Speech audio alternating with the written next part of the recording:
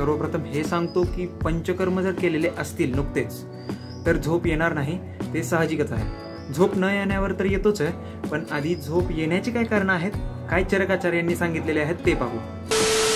तर चरकांनी दिलेल्या या श्लोकानुसार झोप येण्याची काय कारणं आहेत की तमोभाव म्हणजे तामसिक गुण वाढल्याने, श्लेष्म समुद्भव म्हणजे श्लेष्म म्हणजे कफाची वृद्धी झाल्याने, कफ वाढल्याने आपल्या शरीरामध्ये, तेव्हा एक झोप येते। तिसऱ्या शब्दाचा अर्थ असा आहे की मन किंवा शरीर किंवा दोन्ही थकल्यानंतरची झोप येते ती आगंतुकी म्हणजे गुंगी वगैरे किंवा औषधांचं सेवन केल्यानंतर जी झोप येते त्याला आगंतुकी। व्याध्यानुवर्तनी म्हणजे जेव्हा आपल्याला व्याधी होते तेव्हा सुद्धा काही व्याधींमध्ये झोप लागते।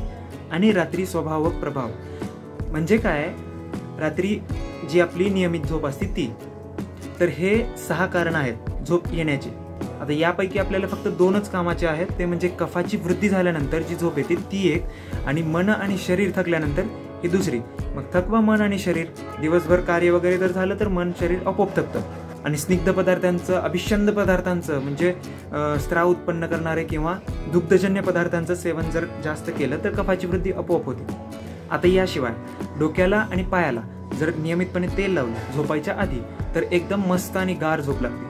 आणि जर जमलंच तर उठणं लावून आंघोळ करा आणि मग झोपा। जी अशी झोप मिळती तुम्हाला 4 ते 6 तासातच जाणवायला लागेल की एकदम असं फ्रेश वाटतं। पण झोपायच्या आधी फॉलो करून झोपा। राधे राधे।